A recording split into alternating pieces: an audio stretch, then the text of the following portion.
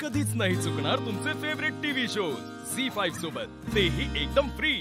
लहानपणापासून आपण घरात असतो, बरोबर, कळतच नाही आपल्याला आपण कसे वागत असतो। आज जर क्षमा मागायची असेल तर आपण कोणाची मागा? आई बाबांनाच म्हणेन, कारण आपण एस्पेशली 12 वर्षाच्या नंतरचं जे एक वय असतं, बाहेर मित्र भेटत असतात, असं नवीन आपलं जग बनत जातं आणि मग तेव्हा असं वाटायला लागतं की अरे नाही, आईचं हे चुकतंय, बाबांचं हे चुकतंय, मग आपण कधी कधी हार्शली बोलून जातो काही गोष्टी। म्हणजे ते पण ह्युमन बिंग्सच आहेत, आपण विसरून जातो, कारण आई म्हणजे सगळे आलंच पाहिजे किंवा बाबा म्हणजे मला हे हवंच आहे वगैरे, तर कधी कधी हट्ट केला असेल किंवा दुखावलं असेल त्यांना, तर म्हणून त्यांची क्षमा।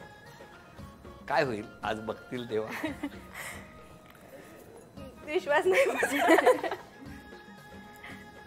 खरं तर ती म्हणाली तशी बरेच सिमिलर भावना आहेत की एक वय असं शाळेत ते कॉलेजमध्ये जरा मोठे 12वी फर्स्ट इयरपर्यंत असे मला फार कळतं, अशा झोनमध्ये येऊन आईबाबांना फार उद्धटपणे काही उत्तरं दिली जातात किंवा वागलं जातं, जेव्हा आपल्याला वाटतं की मला फार कळतंय, पण तो नसतो तेवढा समजूतदारपणा। मला रडायचं नाही। आणि खूप दिवस भेटणं होत नाही आणि सॉरी त्यांची काळजी घ्यायला, म्हणजे ते अगदीच सुखात आहेत, ते असं दाखवत नाहीत की अय्यो सॉरी।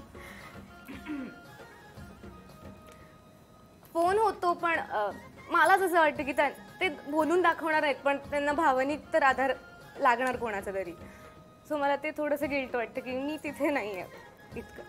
पण मग सॉरी म्हणायचं तर त्यांना, हां हेच सॉरी की मी आता तिथे, मे बी तुम्हाला सपोर्टची गरज असेल, इमोशनल सपोर्टची, पण मे बी मी तिथे फिजिकली प्रेझेन्स नाही आहे माझा, इतकंच। आईबाबांनाच सॉरी बोलेल, कारण खूप गोष्टींसाठी हट्ट केलेला की आत्ताच हवं आहे, हेच हवं आहे, पण तेव्हा त्यांची परिस्थिती काही कळाली नाही, समजून घेता नाही आली आणि खूप रागात चिडून असंच बोलून जातो आपण काय काय, तर त्यासाठीच त्यांना सॉरी बोलेल। आणि आईच्या हातचं जेवण आता मी खूप मिस करते की जेव्हा मी तिथे हट्ट, हे नाही चांगलं झालं, हे नाही चांगलं झालं, पण आता कळतंय की ते जेवण जे होतं ते आत्ता नाही मिळत आहे, त्यांना सॉरी बोल। आई बाबांनाच म्हणेन आणि माझ्या लहान भावाला म्हणेन, सेम सगळ्यांचं जे आहे की आपण बऱ्याचदा उद्धटपणे बोलून जातो। क्षमा मागायची असेल तर आपण कोणाची मागा? आई बाबांनाच म्हणेन आणि माझ्या दादाला, कारण बऱ्याचदा नकळत आपल्या तोंडून काही आपलं बोलणं जातं। आत्ता समजतंय दादा झाल्यावरती बहिणींचा की किती जबाबदारी असते दादावरती। सो खरंच मनापासून सॉरी, आज जे काही आहे ते तुझ्यामुळे मी इथे आहे, सो काही चुकलं असेल माझं तर माफ कर मला।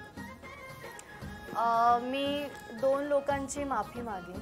सर्वात प्रथम तर माझे जे कथ्थकचे गुरु आहेत, डॉक्टर सौ मंजिरी देव, जेव्हा त्यांना कळलं की मी कथ्थक सोडते, म्हणजे माझा रियाज मी संपवते, त्यांना खूप होप्स होते माझ्याकडनं की मी त्यांची जनरेशन पुढे घेऊन जाईन वगैरे, तर त्यांना जेव्हा कळलं की मी रियाज सोडते आणि मी मॉडेलिंगकडे शिफ्ट होते, माझा कल थोडासा वेगळ्या दिशेला जातोय, तर तेव्हा त्यांना खूप हर्ट झाले। झी5 ॲप डाउनलोड करा आणि पहा सर्व एपिसोड्स एकदम फ्री।